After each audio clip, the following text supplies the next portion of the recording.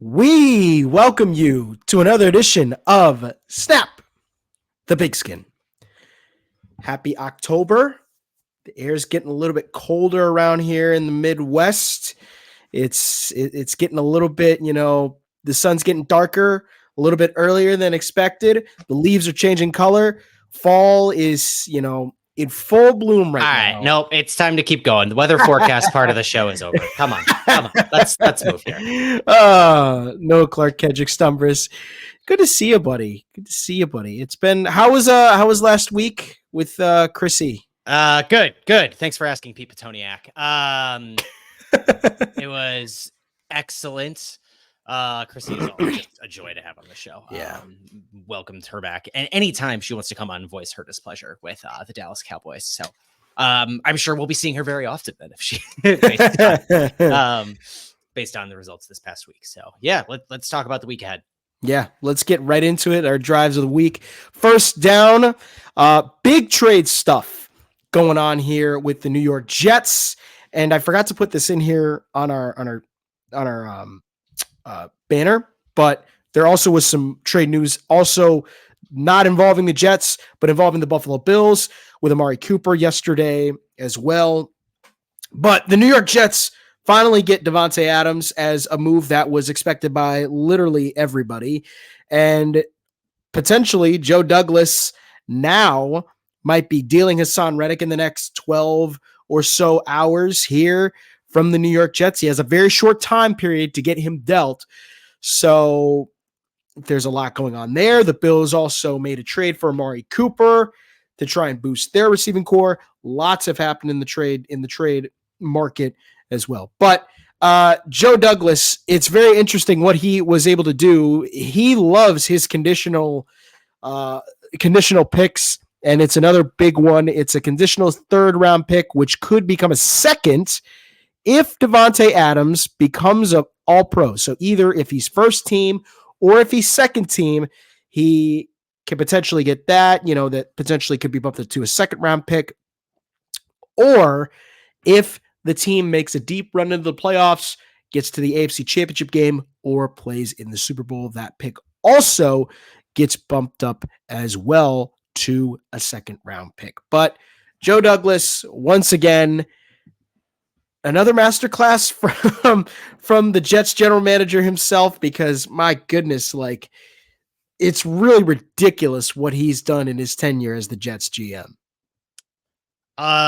You picked the wrong AFC East wide receiver trade to headline the show. Why are the New York Jets first down? This is an under 500 football team, multiple games out of the division. Mm-hmm. There's a chance that at the end of this weekend, they're going to be 3 games out of the final wild card spot already. I'm done with the New York Jets. There is no excuse other than the national media conglomerate being located on the East Coast that people continue to treat this like a nationally relevant football team.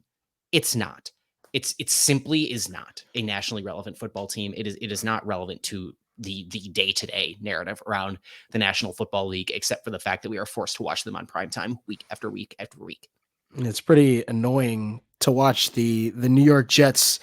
But on the bright side, though, Aaron Rodgers does get to play with Davante Adams again. Enough about Aaron Rodgers. It is high time we stop taking this man seriously. No, I'm going to read you a list of names. Yeah. I want you to tell me what they all have in common. Davis Mills, Carson Wentz, Tom Brady, Mac Jones, Sam Howell, Desmond Ridder, Joe Flacco, Jake Browning. Any idea? You want me to keep going? That's a long list of quarterbacks there. Josh Allen, Joe Burrow, Kirk Cousins, Andy Dalton, Justin Fields, Jared Goff, Justin Herbert, Jalen Hurts, Lamar Jackson, Daniel Jones, Jordan Love, Trevor Lawrence, Patrick Mahomes, Baker Mayfield, Gardner Minshew, Dak Prescott, Brock Purdy, Matt Ryan, Geno Smith, Matt Stafford, CJ Stroud, Tua Tagovailoa, Zach Wilson, Russell Wilson. Do you know what these guys have in common, Noah? What are they? They don't have a voice. They don't speak out. No. They have all thrown for multiple 300-yard games since the last time Aaron Rodgers threw for 300 yards in a football game. Yikes. Davis Mills, Carson Wentz, Sam Howell on that list. Desmond Ridder on that list. Quarterbacks who have had multiple games throwing for 300 yards. It's the last time Aaron Rodgers did.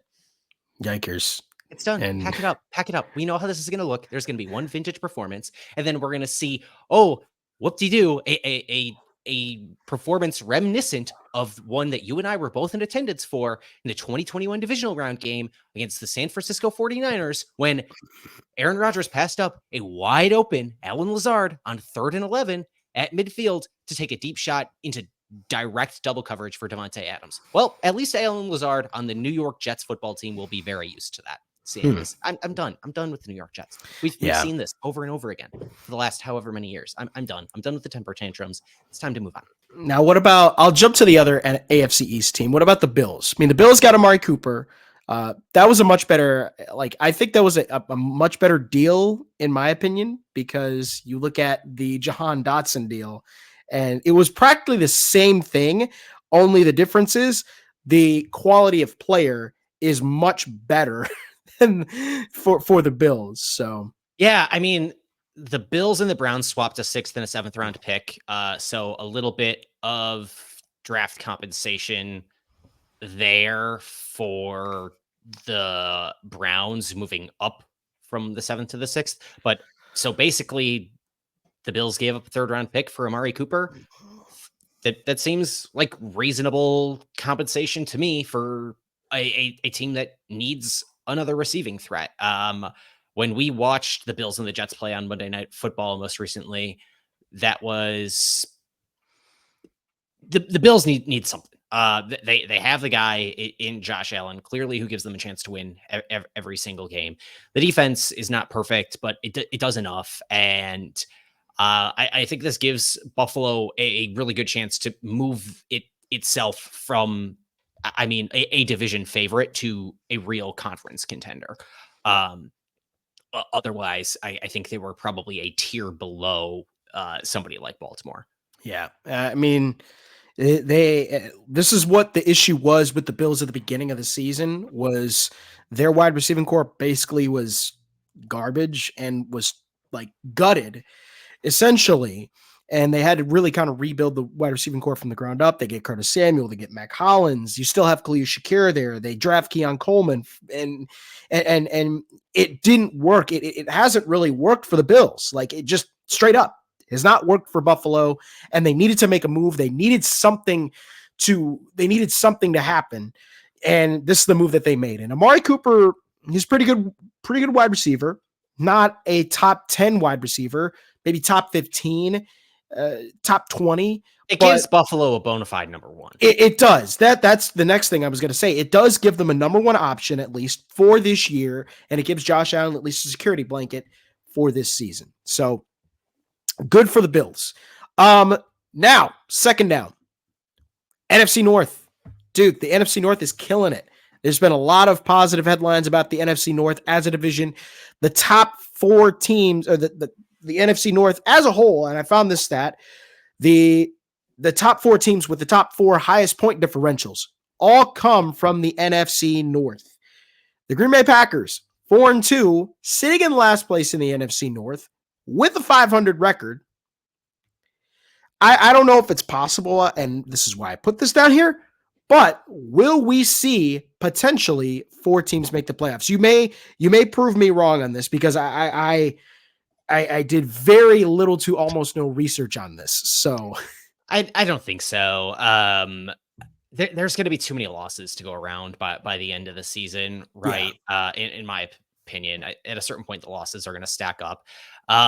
Every team in the NFC North, and yeah, there's some teasing out that's hard to do here because this is based on remaining winning percentage on team schedule. So like a lot of these teams are still clumped by division early in the year, but the most teams with the most difficult remaining strength of schedule in the NFL, the Bears are number 1, the Lions are number 2, the Packers are number 3, and Minnesota is 11. And the only reason Minnesota is 11 is because they don't have to play Minnesota.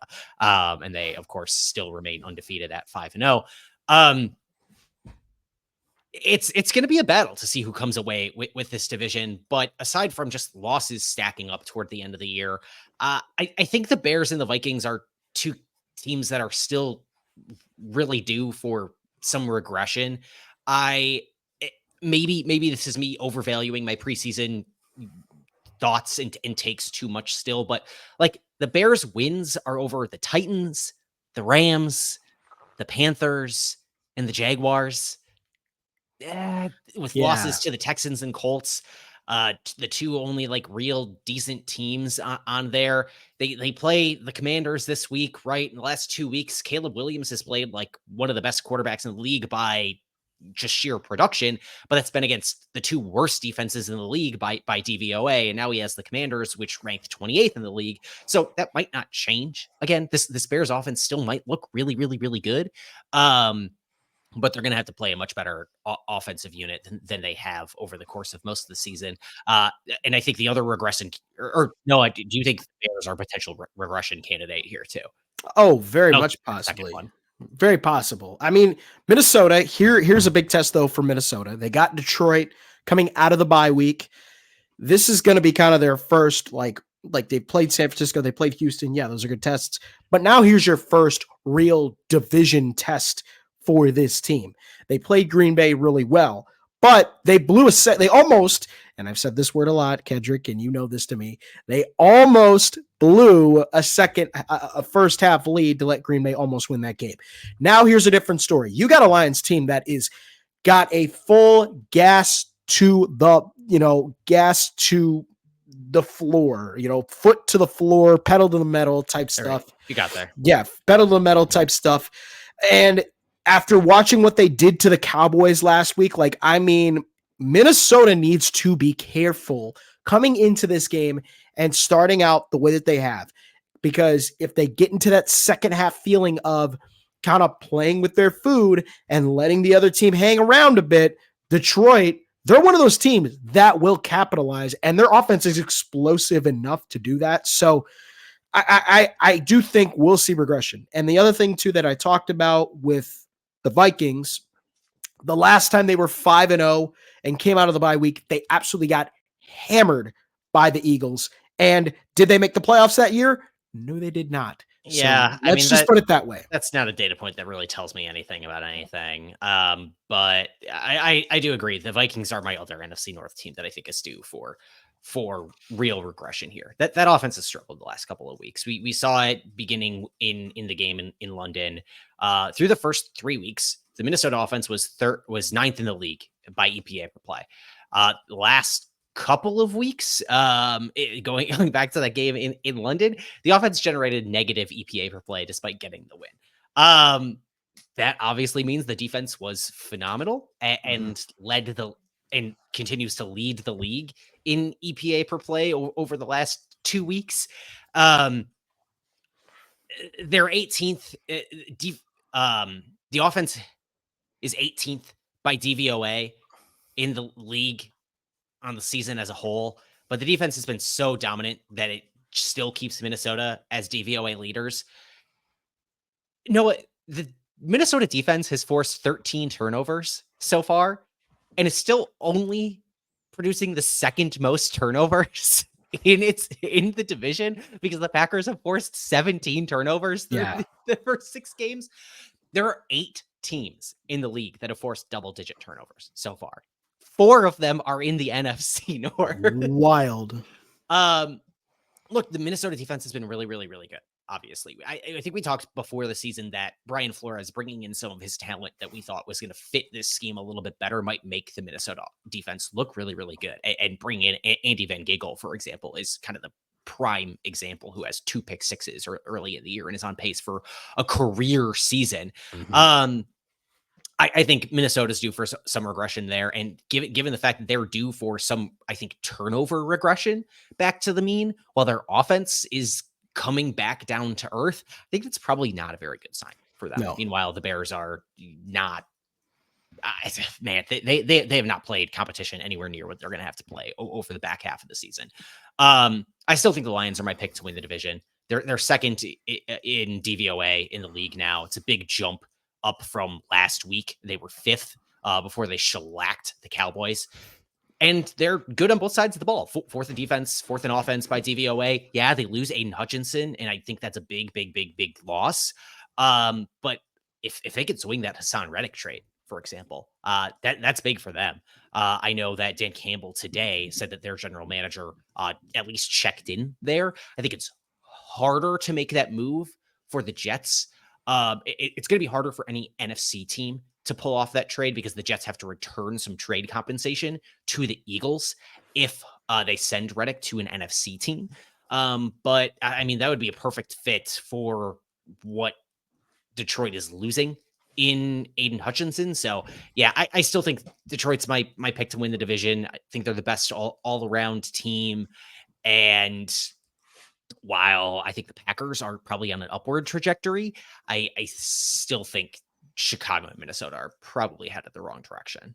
Yeah. I mean, Detroit still is the kind of the pick by many to win the NFC North. And I mean, they've played really well balanced football, and they've played some quality competition this year. When you look at the Vikings and the Bears, they haven't really played quality competition. I mean, I shouldn't say quality competition, but they haven't played competition at their height of their powers. Like San Francisco in week 2, they're still trying to figure out things. Houston, they're kind of figuring out things. Green Bay, they definitely were figuring out things. I mean, but it's also like 2 for Minnesota. They haven't been able to really close games out, and that's been an issue. There's something there. That's been an issue. The way that offense just deteriorates over the course of 60 minutes that I think maybe we see just how the Lions are able to look at the way that offense struggles as the game goes on, and maybe just really takes it to Minnesota this week. Which wouldn't surprise me, because I'm sick and tired of hearing Teagan this whole week since the Vikings have been on the bye week. Teagan this whole week has been like, just wait, Vikings are going to come out, they're going to win again, and guess what? They're going to come out again and they're going to win again. I'm going to be like, keep talking your stuff. Why not? I mean, I could be wrong. It could be 2 weeks with a blip, right? Yeah. Obviously, Sam Darnold has something in his back pocket with Stefanski to make some magic happen when that offense is clicking. I have a lot of faith in Brian Flores to keep something rolling there, even if it's not going to lead to quite as many turnovers. I don't know. They don't have to be dominant on offense to be a good team, to be a team that can win this division, because the defense has been so good that even that side of the ball can regress a little bit, and they're still going to be a very highly regarded team. Yeah. And the NFC North, man, I'm very happy that the NFC North right now is getting as much praise that it has, because the last few years it's been kind of a one team race. And usually it rotates, but then when it doesn't rotate, it's usually the Packers division to own. So it's nice to see it being competitive. I don't know. I mean, I think that's some of what the NFC North is benefiting from here is the fact that it's AFC divisional rotation is the AFC South. And that's clearly not a good division outside of the Texans. Mm-hmm. If the Packers win this week, I think they probably sweep their AFC divisional foes. So I think that's probably part of the reason these teams are have such great records so far, right? Like 2 of the Bears wins are over those AFC South teams. So there's a chance that this NFC on top narrative is a bit played up and is really the AFC South is down bad narrative back at the end of the season. Which is kind of funny. I mean, but hey, good props for the AFC South, for being the worst division in football. Let's talk NFC West now on third down. Seattle Seahawks are back to being bad.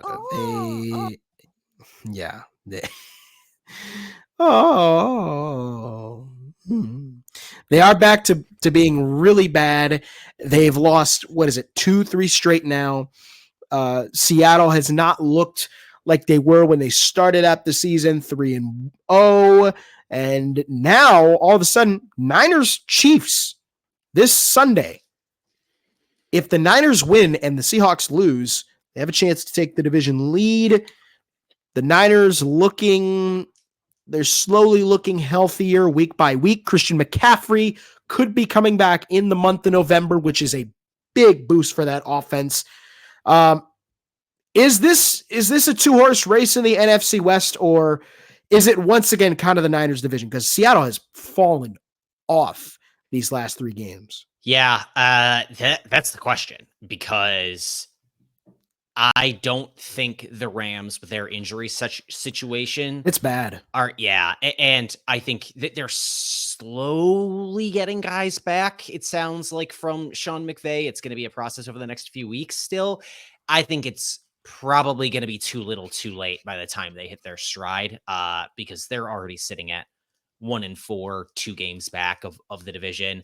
The Cardinals, I just don't think they're a great football team. They seem to be a team that can, on a good day, play with anybody, and on a bad day can probably lose to anybody, with what Kyler can do for you. But that defense is bad, and their offensive line is decimated.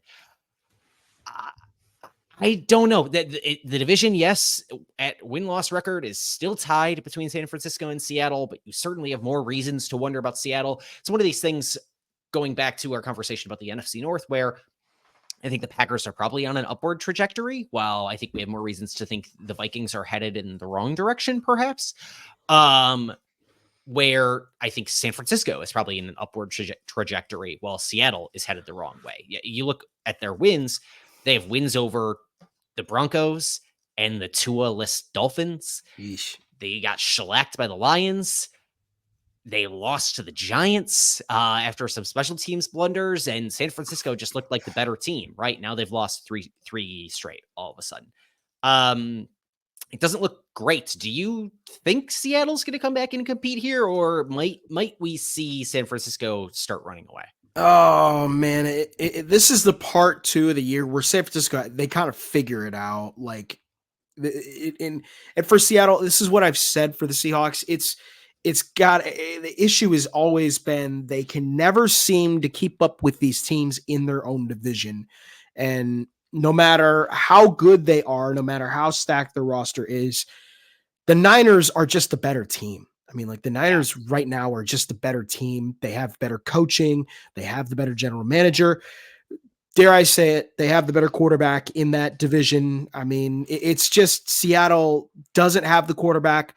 The general management right now, I mean, I don't want to hate on John Schneider, but like, I'm going to. He hasn't had really successful drafts in the last few years. He had one really good one recently, but he hasn't hit on a couple of these other drafts.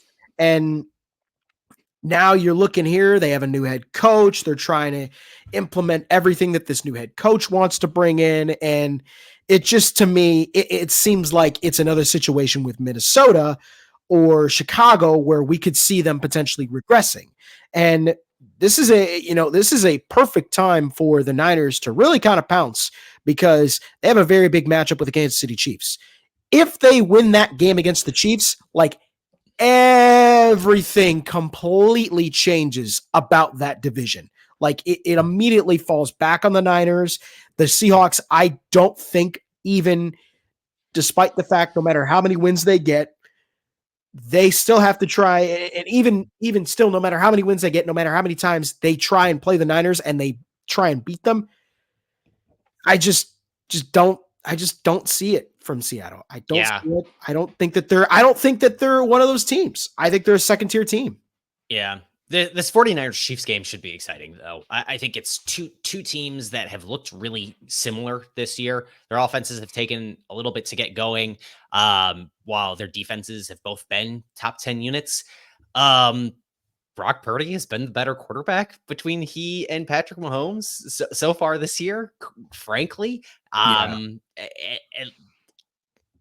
I think it'll be a really fun, competitive football game that unfortunately nobody's going to watch because they'll be too busy watching the Wisconsin men's basketball annual red-white scrimmage on Big Ten Plus. So, oh, hey, look at that. There you go. Nice little Badger shout out there. 4th down, and I hate to bring this up because you may have a pet peeve for this, but I am sick and tired. I'm sick and tired of these stupid refs ruining these Monday Night Football games. This is one of my very rare Sam Gemini rants because Sam goes on these tangents of stuff that is just ridiculously stupid. I think this is the most ridiculously stupid thing that I've seen. So Monday Night Football between the Bills and the Jets was a ref fest out there. It was the zebra show, if you will. And the Zebras were controlling everything that night. 22 total accepted penalties. That is tied for a season high by any combined by any two teams in a single game. I'm sick of it. Okay, I'm sick of the calls of illegal formation. There's too many calls of that. I'm sick and tired of the holding calls this year. There's too many calls of that. And we haven't seen a ref issue this bad. And I know that might be stretching the truth a bit, but if it continues on and we get to the postseason and it happens like it happened in 2022, I am going to lose my mind. And I think the NFL has a big ref problem. You disagree. This is a horrendous take. I know.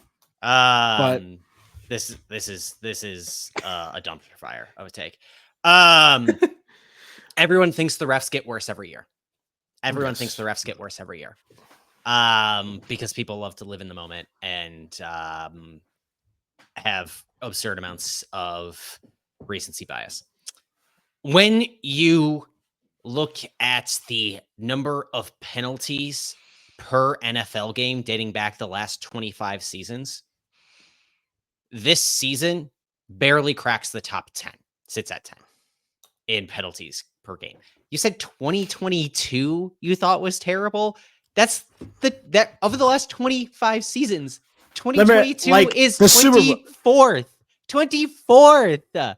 Like the Super Bowl in 2022. Cool. Take a one game data point from a 512 game NFL season to prove your agenda. Like grow up. But I mean, you don't think it's an issue? I mean, 22 penalties is really insane. Cool. There was one game in which there were 22 penalties called. Oh boy. Cool. Okay. One game.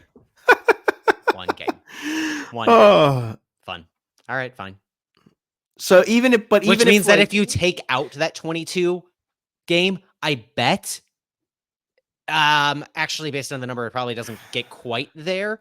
But it comes real close to having this 2024 season. Actually, no, it probably does fall out. This 2024 season, if you take out that one data point, 2024 falls out of the top 10 of the last 25 for penalties called per game. Like, holy cow. Everyone loves to hate on the refs. Everyone loves to hate on the refs. This is me. I hate on the refs.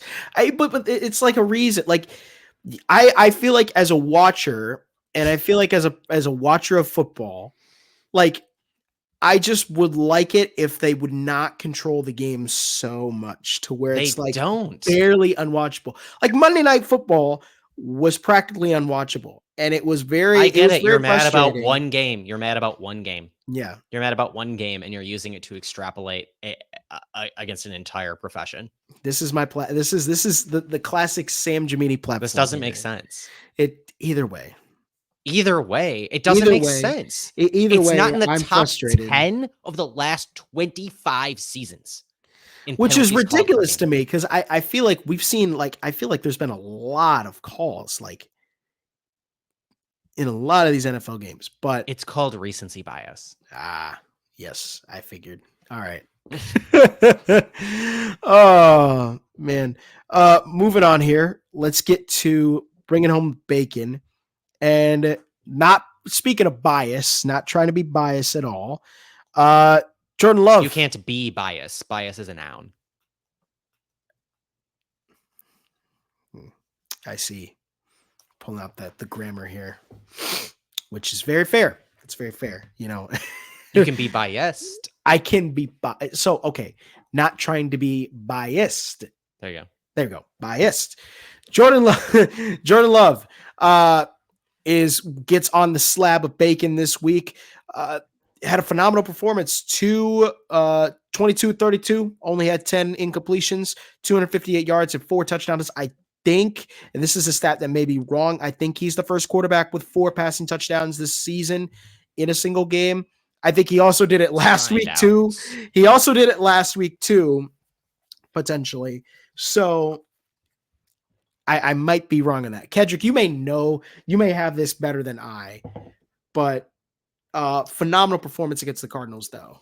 I don't know how many. I can't find it immediately, so that's too bad. No, I think this is Jordan Love's best single game performance to date. That's why I was making the claim that the Packers are probably on an upward trajectory at this point in time, because although they have forced an NFL high 17 turnovers through 6 games, which is just stupid. The Halfley effect. It's part that for sure. It's part that for sure. It's part Xavier McKinney. It's part like an excellent Evan Williams peanut punch. But there's gonna be, I mean, the Packers are destined for some turnover regression back down. And if they were going to have the defense playing out of their mind in the first part of the season where Jordan Love was not playing and where Jordan Love was trying to get back to healthy clearly and did not have his game at 100% against Minnesota in that first half in particular, if you're going to get a time for an out of this world defensive performance by the Packers, this is what you wanted, right? And so now where Jordan Love is ascending, I think it's okay if the defense takes a little bit of a step back and regresses back, while Jordan Love has, just an awesome game where he was kind of getting whatever he wanted against the Cardinals defense. And I think that's part him making some ridiculous throws off of his back foot, part the Cardinals defense. This game on Sunday between the Texans and Packers, I think should be a ton of fun to watch. And it is absurd that we have to watch the Steelers and Jets on Sunday Night Football. How is it not flexed? Instead of the 2 young quarterbacks that the NFL loves to market. Because we had to make sure Aaron Rodgers was on Monday Night Football, Sunday Night Football, on all the primetime games. Doesn't he play on Black Friday too? Or was that last year? I don't care. Just disgusting.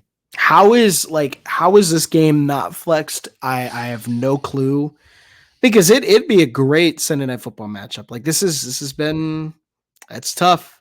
And then you get Bears Commanders as the 3:25 game for the week after, because the Bears are on a bye. I mean, it's just like, what are we doing here, people? But congrats. Game. Bears Commanders. That'll be a good late window game. Depends on what the Bears look like, but the Bears are going to look like what they've looked like against every crappy defense they've played lately. I will say though, too, Sam's been on a high these last couple weeks. It just needs to just get a little bit humbled and lost to the Bears. But Jaden Daniels has been balling out though. I will say number 1, number 2 picks. That I agree. That is a good headline right there. You get the number 1, number 2 picks going at against each other. Should be fun. Pigskin primetime picks. Let's jump right into it here. Do we know who's out in front? It is you still remaining in front. You actually got a little bit better this week, moving from off a margin of victory of 11.5 points per game to 11.45 points per game. Let's go. I saw Sam's was very rough. Sam's was very rough. And you know what? I neglected to calculate Chrissy's here. So I'm going to do that live on air for the moment. But I can't imagine that Sam Gemini remains the leader in the guest clubhouse by the time I am done with this. Chrissy nailed the Bengals game. Bengals by 10. She had Bengals by 10. Oh my God. The heater Chrissy Birdsall went on this week. What'd she get? She had San Francisco by by 6. They won by 12. She had the Bears by 3. They won by 19. She had the Bengals by 10. Spot on. Bullseye. And she had the Bills by 3. Spot on. Oh bullseye. My. She got perfect picks? Two perfect picks on the week, which gives her a overwhelming lead over anybody else. Over both of us. 5.5 points per game. Just incredible. Yeah, so I'm getting crushed. Part of that is because I did pick the Jags. Thought I was really onto something with my whole no rookie quarterback other than Trevor Lawrence has won a London game theory. Yeah. That did not go well for me, of course, as the Bears winning by 19 led me to be a whole 26 points off the margin of victory this in that one. So not too hot. So Noah, you are on the tee box this week once again. That's wild. Okay. Wow. Bravo, Chrissy. It's tough break for us, but hey, good stuff there. All right. Pigskin picks. Broncos Saints. Sean Payton returns to New Orleans for the first time as a head coach in his career. This could maybe be a fun one. I mean, both teams are kind of looking for a win. Saints got the doors blown off them by the Bucks. I don't know what happened. That game was close, and then the Bucks just went nuclear in the last 8 minutes of that game, and they won. Broncos also kind of looking for a win. Lost to the Jim Harbaugh Chargers. Spencer Rattler getting the start on Thursday Night Football. 2 rookie quarterbacks, by the way, going at it. Spencer Rattler versus Bo Nix. Just what everyone wanted. Yeah, just what America wants. This is what America has been clamoring for. Spencer Rattler, Bo Nix. Lord, this Thursday is a tough one. This is a tough one to pick. A tough one to stomach too. Yeah, this is God. All right, give me Saints here by 3. I think this is going to be just a god awful game. I think the Broncos. I think the Broncos. They still don't have they still don't have the pieces yet to be a decent team, and the Saints right now are kind of a fun offense to watch. I mean, they have some. They could sling it. They could sling it, but every once in a while they just, don't seem to get connected here. Give me Saints by 3. I'm monologuing here. Yeah, this Saints defense was all right for a hot sec. Obviously high flying at the beginning of the year, but Spencer Rattler is the man in charge now. So I will take the Broncos by 3 in this one. Those, by the way, straight up in games that we pick the opposite sides, Noah has a slight edge over me at 4-2 this season. So, Packers record. Let's go. Yeah.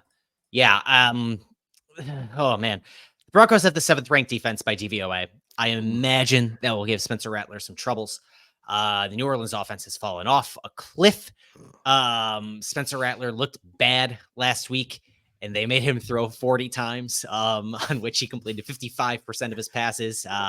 That's Spencer Braden Lock Rattler for you. And Derek Carr was completing 70% of his passes on the season before he got hurt. So it's an issue for them. They also have some real big injuries. Top 2 wide receivers on that team are going to be out for this game. Rashid Shaheed needs surgery for a torn meniscus. They said they were flying him out to Los Angeles for that. Chris Olave is in concussion protocol, so who knows what his status will be. And they don't even have Taysom Hill in your break glass in case of emergency available to them. So I want to take the Broncos by 3 in this one, even though I don't necessarily believe in Sean Payton, Bo Nix all that much. There's just not a lot going on for New Orleans right now. This game's gonna suck. Right off the bat, this game's gonna suck. Probably a great night to not watch it. You know what, sweetie, I don't need to watch football tonight. I'm making time for you and make it seem like you're doing something nice for your significant other. Well, really, you are saving yourself from Broncos Saints. You better say that to Eileen. I'll say that to Tegan after that. She's in the room and sees me. I'm gonna watch Thursday Night Football instead. So we'll see. Oh man. All right. Next one. Jets and Steelers. This one, if you thought Thursday Night Football was gonna be This amazing. is gonna be gross too. Oh my God. Wait till you watch Aaron Rodgers versus Russell Wilson. These are two goofballs. This is a goofball fight right here. And oh, I don't want to pick either of these teams, but give me Steelers by 3. God. Oh, okay. Give me Steelers by 3. God, I even with Davante Adams playing in this game, it's in Pittsburgh. It's on Sunday night. And you know, Russell Wilson is gonna play. I don't know. Give me Steelers by 3. This game sucks. Like I hate this pick. This is two teams that have bad offenses, Bad against quarterback teams play. with good defenses. Yes. This might be unbearable. Low scoring. Big Ten West football at its finest too, right here. Do not. No. The Big Ten West does not deserve your slander. By the way, Wisconsin often rolling, outscoring opponents like 96-13 or whatever. Yes. 2 weeks. Nebraska is 4-1, headed to 5-0. Indiana. So like, leave. Purdue just scored 40 whatever points in a against half. on Illinois. Against Illinois, who still won. So leave the Big Ten West's name out your mouth. There is a chance that this game is just unwatchable. This could be. I would not be surprised if this were a little happy 2 weeks here for the New York Jets, though. While Aaron Rodgers gets his security blanket back with Davante Adams playing at Pittsburgh, and then they played at New England a week thereafterwards, with Pittsburgh benching Justin Fields, bringing in Russell Wilson. I don't think that inspires much confidence at all. I'm going to take the Jets by 3 in this one based on this happy vibes theory. I think the Jets offense just has a little bit more potential than the Steelers offense does. So I am going to take the Jets in this one. So we are on opposite sides once again. Man. This game sucks. Like, yep. Man, these 2 games are going to be, the day slate's going to be really incredible. And then you get these two, like you get this primetime game. It's like, God, how? Yep. However, though, Monday Night Football, I saved Kedrick. I saved you from not having to pick the London game. Yeah, pick the London game. Thank God that you one grew up. You grew that up. one was 8:30 a.m. That's a 6:30 a.m. kickoff on the West Coast. Ugh. And it's the Patriots and the Jags, 2 1-5 teams, even worse. Ravens, but this is going to be a good game. Why you don't need to?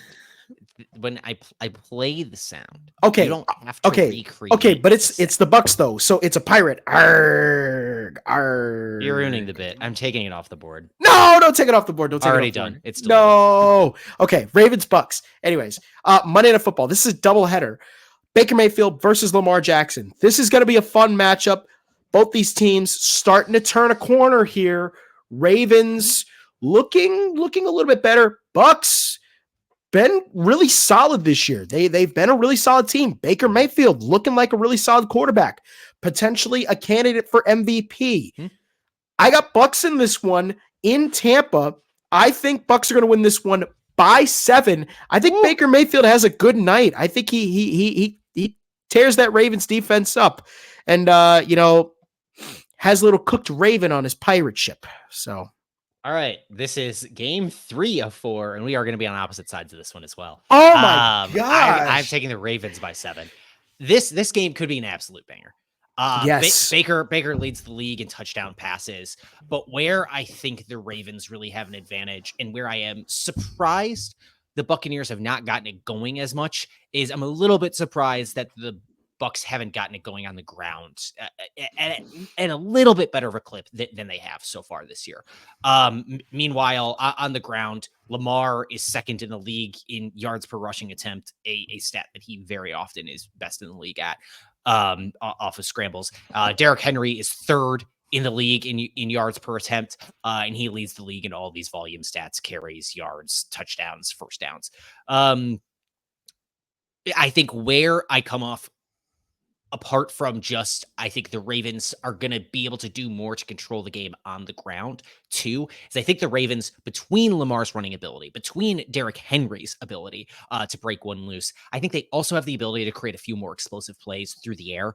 Lamar's only around the middle of the league in air yards per attempt, but Baker Mayfield is second to last. The only player with a lower air yards per attempt so far this year is Patrick Mahomes, who is still just buried beneath everybody else on the Kansas City Chiefs dink and dunk offense. Yeah. I think the Ravens find a way to generate a few more explosive plays and come out with the win here. But this could be a lot of fun. If Lamar puts one on the ground, which he is one to do, that could change the tide in this one. And I think this is a primetime dessert for the gross, like, eat your vegetables slop fest that we might get Sunday nights and Thursday night. I'm not even going to call that eating your vegetables. That's just gross.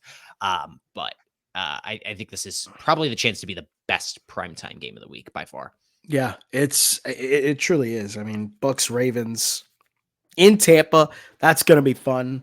Now I'm going to save it and switch the London game out with our last one, the second Monday Night Football game, which is going to be on ESPN Plus. An ESPN Plus exclusive. Yes, an ESPN Plus exclusive. Some Hooray. Big 12 crap over here. Like, what are we doing here? Hooray. But this is it's okay.